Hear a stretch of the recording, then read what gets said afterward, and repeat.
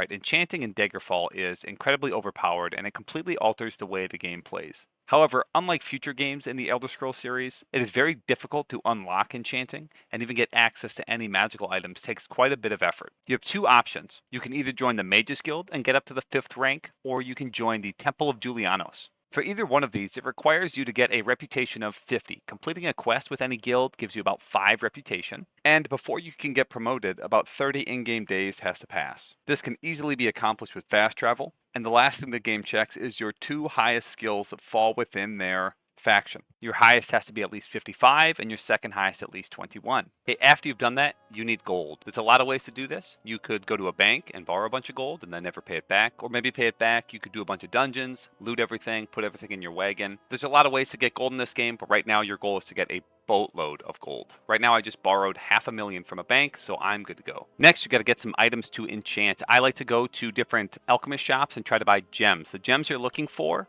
is ruby, sapphire, emerald, or diamond. In that order, diamond's the best, but even a ruby is good enough. Everything else is not worth your time. You can equip 2 of these at once. You also want to go to general stores and see if you can find a torque, amulet, bracelets, ring, or bracer. All of those are really good as well. As you can see from your inventory here, you can equip 2 amulets, 2 bracelets, 2 rings, 2 bracers, 2 crystals, and 2 marks. So far in my playthrough, I have not found any marks, and when I looked it up, they only have 800 enchantment power, so I'm not super worried about them, because most of the enchants we want to use take more than that. However, it's 2 free slots. You might as well use them if you find them. Now, actually enchanting your gear is quite different than all the other Elder Scrolls games. So first, we have to find this smith. He's wearing blue, so obviously he's a magical smith, and you just talk to him and say make magic items, and it opens up this screen. Unlike the other games, we do not need a soul gem. We do not need to have captured any souls. Those just help us get more powerful enchantments, so we will do that later, but for right now, we're just going to assume we want something to make us more powerful to go kill those ancient liches and get the powerful souls we need. You have 4 categories up here, as you can see. We'll start with our ingredients. You click on one. These are my gems. Emeralds have 2,750 base enchantment points.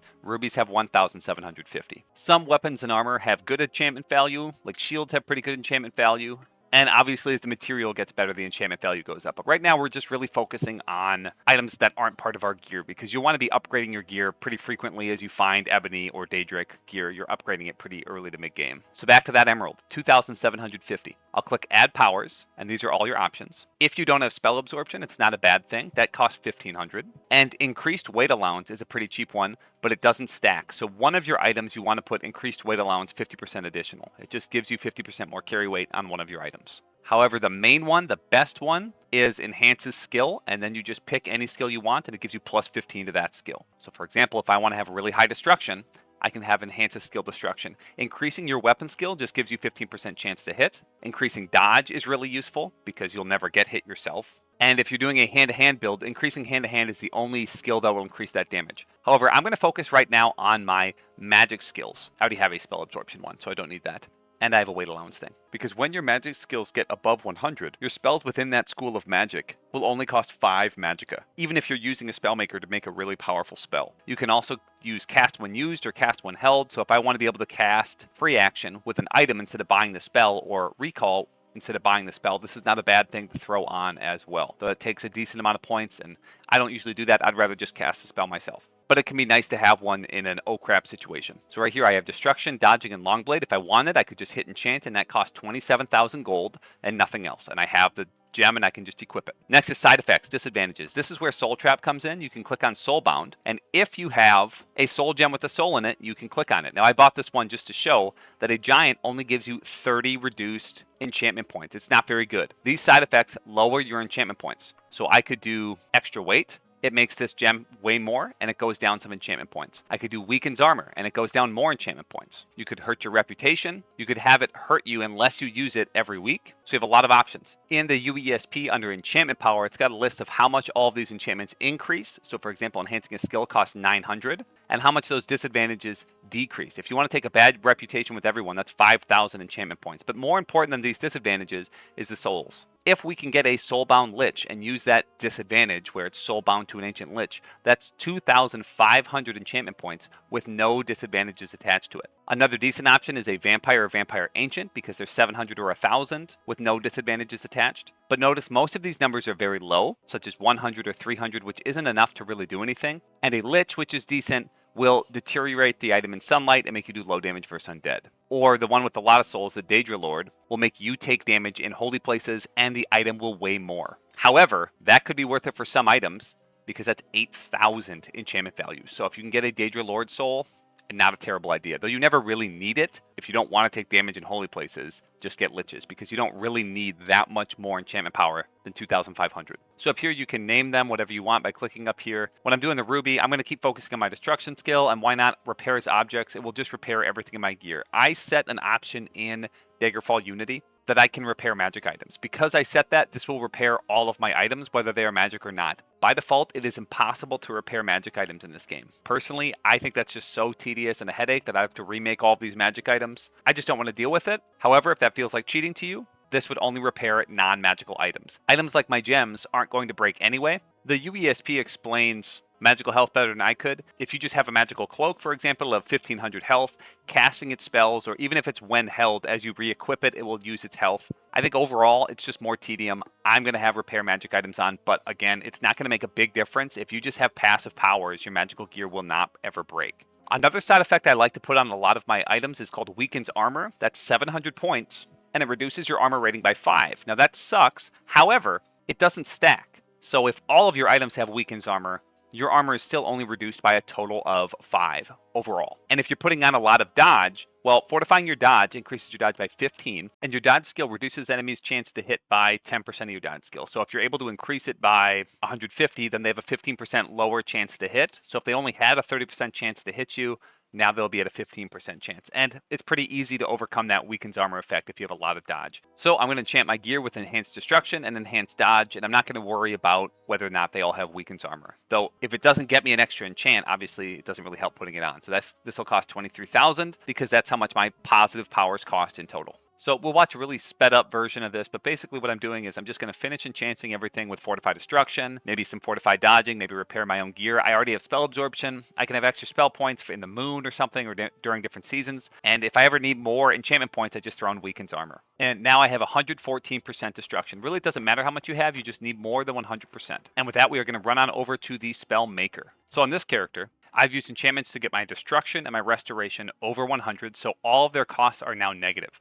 So for example, if I make this spell to fortify my personality to an insane degree, it costs negative 651, that spell effect. If I want to make this spell, which has a 100% chance of resisting spells, because I'm level 12, so it says 2% chance plus 17 per 2 levels. Well, I'm level 12, so 17 times 6 is going to be over 100%, so this will resist all spells. Duration is 1 round, which is 5 real game seconds, or 1 minute in-game, plus 60 per level. So it will be functionally 1 in-game hour times my level. I'm level 12, so it'll be 12 in-game hours. This costs 1,400, so my total cost is 800. So I would have to add another restoration effect that's more expensive to hopefully get my spell cost down to 5. Or I could get more enchants and just enchant my mysticism as well. So this spell for 5 cost will give me 100 personality, 100 luck, which aren't very good, but because I have restoration above 100, they have negative spell cost. That's why I picked those spells, and I will be immune to all spells. Also, I could make a spell. I could hit add effect, damage health. We could make this as high as we want, and the spell cost will go negative. So I would do 100 plus 100 to 100 per 1 level, which would be 100 plus 1200, so 1300.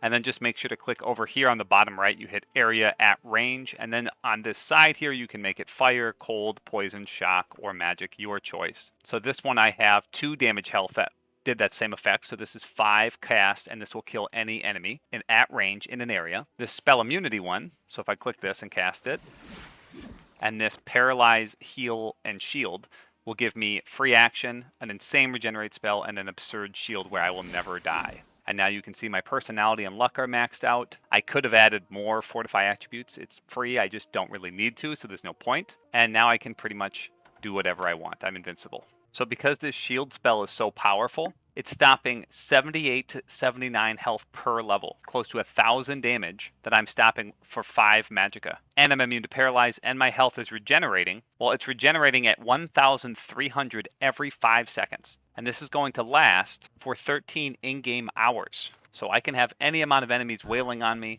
It doesn't matter. I could take off all my equipment, and I could never get hurt. I've also enchanted my weapon to cast both Ice Storm and Firestorm anytime it hits. And unlike the other games, you don't need to recharge it. And because I have Repairs Object on my shield, everything I have should just get repaired over time. It's at this point the game becomes a joke. Pretty much any enemy will die in at most 3 hits because I'm casting both of those spells and I already do powerful melee damage. On top of that, with my new custom spells, I'm immune to paralysis, I'm immune to magic. I'm constantly healing basically infinity, and I have a huge shield. I have 100 personality, so even when I'm in town, everyone will give me directions, everyone will do what I say, and the game has just become a joke.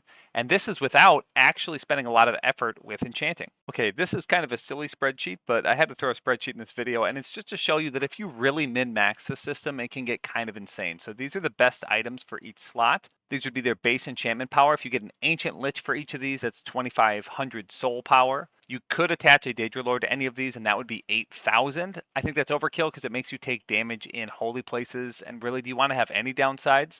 Like I said, you can put Weaken's Armor on everything. That's 700 more enchantment power. So here's your total enchantment power. But you could put first Enhanced Skill on all of them. So this could enhance 6 skills, these items. That means you could be getting plus 15 to every single magical school. You could get an insane bonus to Mercantile, to running, to swimming, to really whatever you want. Just make sure all your magical schools are over 100. Your weapon skill could be, I don't know, 150, so you never miss. Dodge could be 200. Running could be 200. Swimming could be 200. Mercantile could be 350. It doesn't really matter. Obviously, at this point, the game has been over for many, many, many hours and you're just goofing off. I would never actually go farm all of this because it would just, I'd feel like an idiot. However, as you saw from my gameplay, really you just need to enchant a few of them. I didn't even get any Ancient Liches and I already am indestructible and goofing off. All right, that's all I got. Thanks for watching.